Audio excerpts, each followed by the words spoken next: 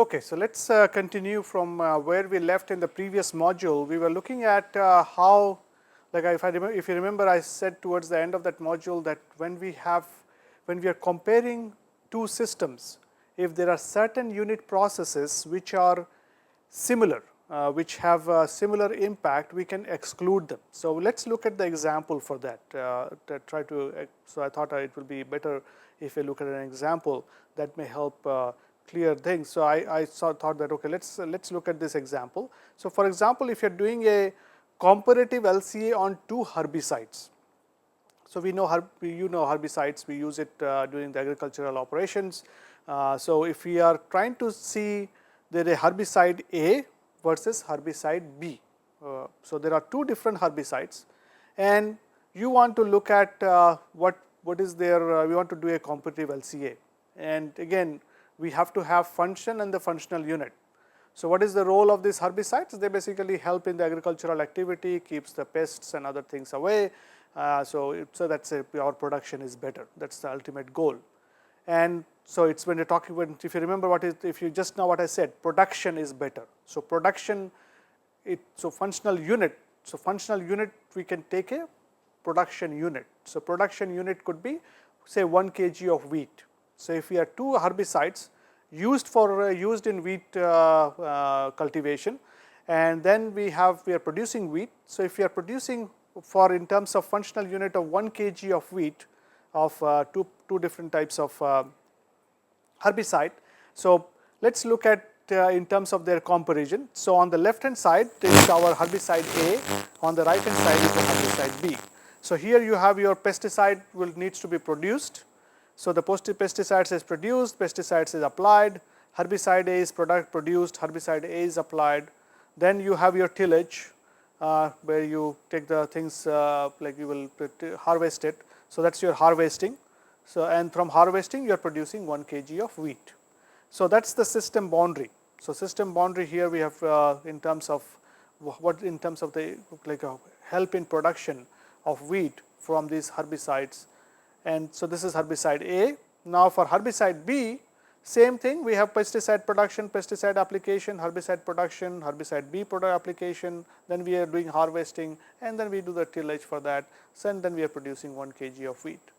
So if you compare these two particular systems, if the exclusion of production and application of pesticides, tillage and harvesting, if the cultivation yield is the same, so whether you use herbicide A or herbicide B, if you end up producing the same amount of wheat on a particular, like a per unit acre, per unit hectare, whatever, per unit area.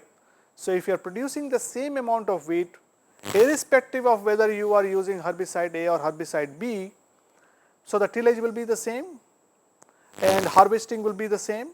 So in that case, we can get rid of this pesticide production, application, tillage and harvesting. So here, since production and application of pesticide, tillage and harvesting, they can be excluded if the cultivation yield is the same. If the cultivation yield is different, then we cannot do that. So I hope you are understanding what I am trying to say. I will repeat that once more time. Since the cultivation yield, when we say cultivation yield means the amount of wheat produced per unit area, per unit acre, per 1 acre, per 1 hectare, whatever unit you choose. If the amount of wheat produced is the same, irrespective of whether you use herbicide A versus or herbicide B, in that case, we can exclude the production and application of pesticide. We can exclude the tillage part. We can exclude the harvesting part in the comparison here, just because they will have the same impact. The impact will be the same. So and then we'll just look at these two boxes, herbicide A production or application, here herbicide B production and application. So comparing these two will be enough. But if we had a different, say now with herbicide A we are producing 1.5 kilogram of wheat where we used to produce 1 kilogram earlier. So then we cannot do that because the impact will be different. Our functional unit is 1 kg of wheat, so we need to adjust our numbers. I hope you are getting it what I am trying to say. So that's how it is usually done. So Exclusion of identical process can be done if we have if the production is the same, but if the yield differs, if the yield is not the same, say when we give herbicide A, we are producing 4,000 kg of wheat per hectare, and while we are using herbicide B, we are doing 5,000 kg of wheat per hectare. So now what does that mean? That means that for the production of 1 kg of wheat with herbicide A, it needs 25% more land. So if you are producing using herbicide A for 1 kg of wheat, you need 25% more land. So 25% more land means what? That leads to 25 more pesticide use. That means more tillage, more harvesting. So then in that case, we have to include all the processes. Had it been that both with herbicide A and herbicide B we are producing 5,000 kg per wheat per hectare, or for both of these cases we have been producing 4,000 kg per wheat per hectare, in that case it will be the same amount of land, same amount of herbicide or pesticide, same amount of pesticide uses or tillage or the harvesting. So in that case we could have excluded pesticide production, pesticides application, harvesting and tillage. So I really again, since the production is not the same, herbicide A, the production of 1 kg of wheat with herbicide A needs 25% more land, because herbicide B things are more productive. We are producing 5,000 kg per wheat per hectare. So in that case, since you need more land means more pesticide use, more tillage, more harvesting. So in that case, you cannot exclude any of the processes while comparing herbicide A and herbicide B impact. So everything needs to be included. So if you have not understood, replay this video. I have already said many times. So it should, and if you not, of course, discussion board is there to ask questions. So these are some of the very important stuff, because when you will be doing a real life LCA exercise, since there are so many processes involved, it's always better to exclude some processes if you can, because that makes your life simple. So, but to do that, it has to be you cannot exclude something which which is not permissible just because it's not an identical process. It becomes a non-identical process in the scenario like this, where with one herbicide A you are getting 4,000 kg of wheat per hectare, while for herbicide B you are getting 5,000 kg for wheat per hectare. That means there is an impact on land use, impact on pesticide use, impact on tillage, impact on harvesting, and so that's all that is there in terms of, so then you cannot exclude those. Next, if we will look at the data requirement. So there is a data is needed. We kind of talked about that already, but here kind of quick summary. Again, these are the stuff coming from ISO methodology. Data requirement. Why we need the data? Because to able to evaluate the validity of result, data quality requirements should be specified. We need to look at the data quality. We need to fulfill the goal of the study. The data is required. Now we should take into both quantitative as well as the qualitative aspects of data and of the collection methods. So we need to both quantitative as well as the qualitative aspect of data. So data quality, data source, data type. When we say data type, whether it's a measured data, whether it's a calculated data, estimated data, whether it's a point estimate, whether it's a stochastic came from a stochastic model, data aggregation was done. So all those things need to be studied and make sure we have a good data which goes into this exercise. I hope that by this time, since we are in the 5th week now, and we have discussed so many aspects of this life cycle analysis methodology, I hope that you now get the sense of that how complex this can get, and at some points. And that's why, of course, with the use of softwares and other things, our life becomes much simpler. But this may get complex, and say you are doing all these complex exercise, but at the base of all these is a data, and if the data quality is not correct, then all the other activities, all the other efforts actually goes wasted. So that's why having good quality data is very, very important. So, if in terms of the data quality, we look at the temporal coverage, which is the desired age and time coverage of data. We mentioned a little bit about that. We usually look at the at least like not more than 5-year-old data, because things do keep on changes. We need to look at the geographical coverage, geographical zone, which data must be collected, local, regional, national. Technological coverage, combination of technologies, say which is the best available technology, depends on what is most popular. We should go for the technologies which is say if you want to go for a particular product, for that particular product which technology is more popular right now, which technology is in terms of what is the production of that using that particular technology. So, if 100 units of certain things is produced, say if 60 units is produced using process A, and then there are process B, process C, we can take a weighted average of what is the production. Based on that, we can take a technological coverage. Measure of variability of data, completeness of data. So, all those things need to be looked at in terms of the data quality. And data source, data always having the primary data is the best, not only in terms of doing LCA, in terms of doing many of the other activities, having primary data is always the best thing, but primary data means you have to collect the data on your own, and that may not be possible for many aspects, because you have time limitations as well. There is only 24 hours in a day, and so you need to have a time limitation. There is always a time limit on the project. You need to get the project done quickly, and if you are working on your master's thesis or a PhD thesis, again you have a certain time limit there too. You cannot work on a thesis for like n number of years. So, for that you need to look into, okay, some of the data that you can collect easily, of course, and then whatever your data you cannot collect easily, you have to rely on the secondary data. Secondary data is where you basically look at some published report or your data that you got from somewhere else. So, primary data is specifically collected to do this LCA, and which directly concerns the studied product. You are looking at what the data that was collected for this particular exercise, and you can go to the manufacturing plant, and then you look at the input and outputs of a required process. If you try to find out what is the input, what is the output of the required process. You look at on the use profile of the product of key parameters. So, this all you try to collect data by yourself. So, that's the primary data where you are doing this by yourself. Secondary data is data has been collected elsewhere by someone else, but not specifically collected to do this LCA. It was not specifically done for collection of LCA.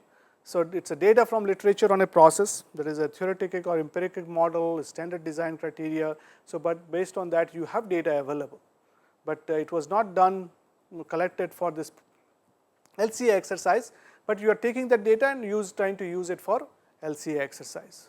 So, that is an average data on inputs and outputs of a unit process, and that is you found it in LCI database. So, that is LCI databases are available, which is used for collecting data, for getting data for doing your LCA exercise. Now, what is LCI? That's your it's a LCI in short. We'll try to understand that.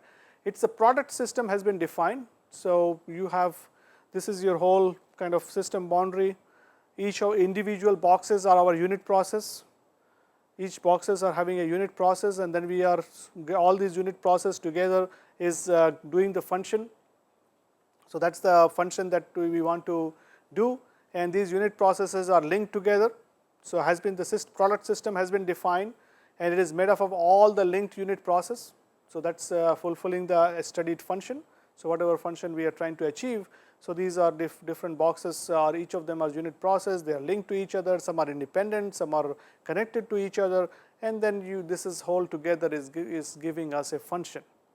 So, if you look at the individual ones, in terms of the life cycle inventory for the individual ones, for each process we quantify input and output. So, that is why you have this is one particular unit process. It has elementary flows in. That elementary flows in could be coming from some other process before it. There is some other inputs from technosphere, which is coming from the outside, which is not related to the other unit process going on.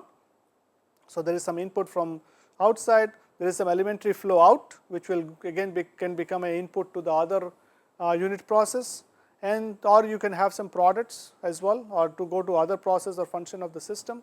So this is your elementary flow in and elementary flow out, where you have your materials energy that is coming in and the material energy waste that is being produced that's going out. So that's your input and output. So this is how for each process we can look at the input and output. Similarly, if you look at all these different processes, relating all inputs and outputs of all the process to the functional units and aggregating them.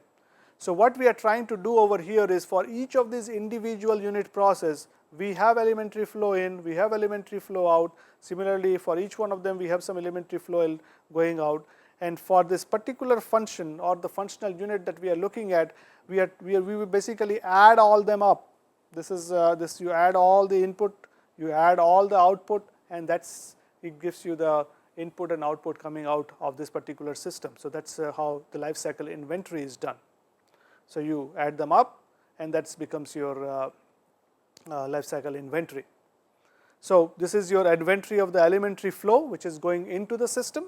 So all the arrows which is going into this system, that's the inventory of elementary flow in, that's the input, and these are the arrows which is coming out are the outputs. So that's input and output. This is how it is it's done in terms of the life cycle inventory. So again, recap, we have been so in terms of the LCI procedure, you have your goal and scope definition, you prepare for data collection, you go for data collection, either primary data, secondary data, whatever you can able to collect it, you validate the data, you make sure the data is correct, you get cross-checked. If you have multiple sources of secondary data, you cross-check with them. If it's in primary data, you make sure you're based on your research, you make based on the data quality, QA/QC procedure, you make sure that the data quality is correct. Then you relate the data to the unit process, and then you relate the whole data to the functional unit.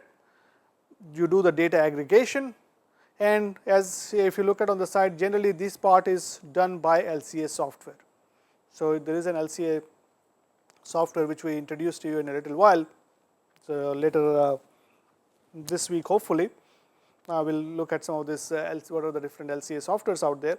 So I already talked to you about one which focused on waste management.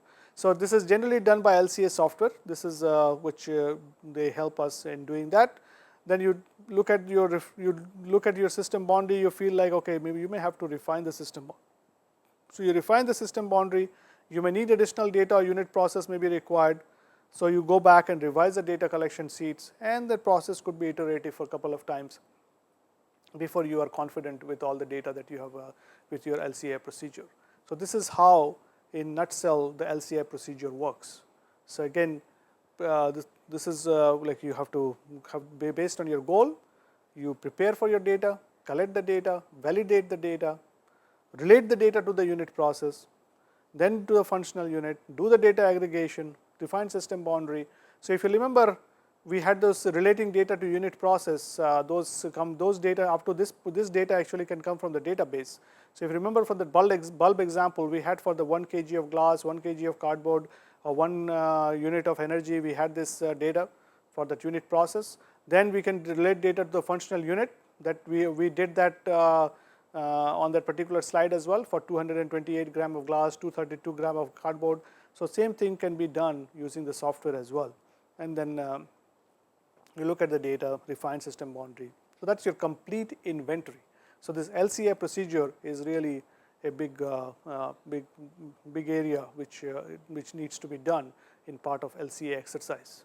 So there are LCI databases or LCA databases. It's practically it is impossible to quantify all the flows of all process because the length of supply chain is infinite. So if you think about even for a smaller product, you can go all the way to the mining, and then there are lots of unit processes involved in between.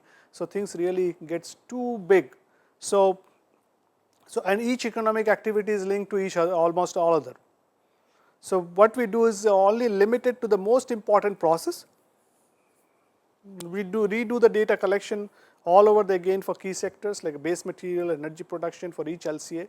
If you want to do like we have to do that, but if you want to do it for each one or each LCA, it will be incredibly inefficient. So what we have done, rather than going for other than like those important process which is limited to this particular LCA exercise, all the standard unit process, all the, say for example glass, production of glass, how much in terms of the process of 1 kilometer travel by a car, 1 kilometer travel by a petrol driven car or a gasoline car, or you can talk about 1 kilometer travel in an aeroplane. All these things have been, these are the standard things, and these doesn't matter in which like example you use. If this kind of data is required, these are the standard data, and they can be quantified as standardized. So that's why we start putting these kind of information in LCI databases. That's called life cycle inventory database. So there are two types of database. One is the disaggregated database and connected process database. So where disaggregated database is where you have the data available for each unit process. For each of these unit process you have the data. So you can take the data and then you can work with the data the way you want to work with. The links between the processes are explicit. Data is available for each unit process. The inventory must be recalculated every time. So you have to do the inventory every time. This eco invent like the U version or USLCI, which is another United States lifecycle inventory database, the newer version, they have disaggregated data. So disaggregated data is actually or the disconnected process data. You have the data for each unit process. So it's one way it is good. It's a good for if you are doing research and if you are really want to get into each individual data and see how things are working. So link between the processes have to be made by the user. So you need to have some better understanding of how things work as well. So you may have to say if you whatever LCA you are going to do for all the unit processes that goes into that, you should have the understanding of how these unit processes are linked together, which sometimes may not be a, say like we are not expert of everything. So we may not have the understanding of how these unit processes are really work in terms of when a particular product is manufactured, but we need to learn it or we need to take the help of the people who knows it to kind of have this link, because we have to do the link. So there are, but it's good for in terms of the research center. So that's why research centers, internal databases, they usually try to go for this disaggregated database. So you have these unit process, for each one of them you have the data, then you have to put it in a, like how they are connected together. So you have to do it by yourself. Other database is a disintegrated, like aggregated database. Aggregated database where you have this like a black box. This is a black box. This is the inventory of elementary flow coming in, inventory of elementary flow going out. So this is more like a black box for us. Data available at the product system level only. So for this individual unit process that you see inside, we don't have data for individually. What we have data is all the elementary flow going in, all the elementary flow coming out. But in between we don't know which. So if it comes out to be say for example, if this comes out to be highly like a bigger environmental footprint, we would not know which one, say there are how many unit process had been shown here, 3, 3, 6, 3, 9. So there are 9 unit process. We have the data as a aggregated data for all these 9 together. So for individually out of this 9, which one is the culprit in terms of the bigger environmental footprint, we will not able to find that. So which we will be able to find it if it was a disaggregated database as it was earlier. So there is a difference, there is a benefit of having both. Here it becomes easy to use. So it likes a black box, it represents cradle to grade inventory, GABI, ELCD, European, most of the database over there, EcoInvent, S version, they all use this aggregated process database. So there is so disaggregated, aggregated in terms of its user friendliness. Disaggregated, you need software for calculation. Here aggregated calculations already done per system, you already have this done. Possibly to adapt data set, it's possible to adapt individual data set and disaggregate it. It's actually, especially if you're working in a research mode where you're trying to do some research activity, your disaggregated database actually comes out to be much better. Aggregated, there is no adaptation possible. It's basically like a black box. Validity depends on database but can be checked. Here aggregated depends on database but we cannot really check it. But most of these databases comes from a highly reputed companies now. So we have there is not much of a problem in terms of database quality.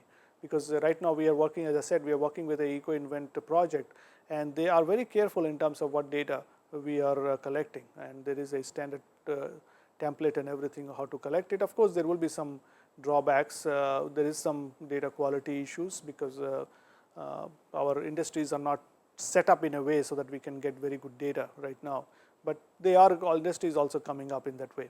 So contribution analysis, you can do high resolution process level, but here in aggregated you cannot, like a material level only, like low resolution, you can do it for low resolution. Can you produce a distributed data set? You can do that with a disaggregate. You can look at a, you can make your own unit process, different permutations and combinations, and look at their in terms of input, output and all that. Aggregated, no. Again, it's kind of a black box. So we cannot really do stuff on that. So there are different database out there, and as I said earlier, there are a lot of databases out there. And some of them are it's a free. So for some you need to pay. So EcoInvent database, this is government agencies and research centers based. The one on the top, and there is a hyperlink with each one of those as well. And as you probably know, all the PDF files of these lecture videos that we are producing, right, that you are watching, all the PDF files will be available as well. All the slide PDF file will be available to you. So, and I'll make sure this hyperlinks remains active on those PDF file. So you can this EcoInvent.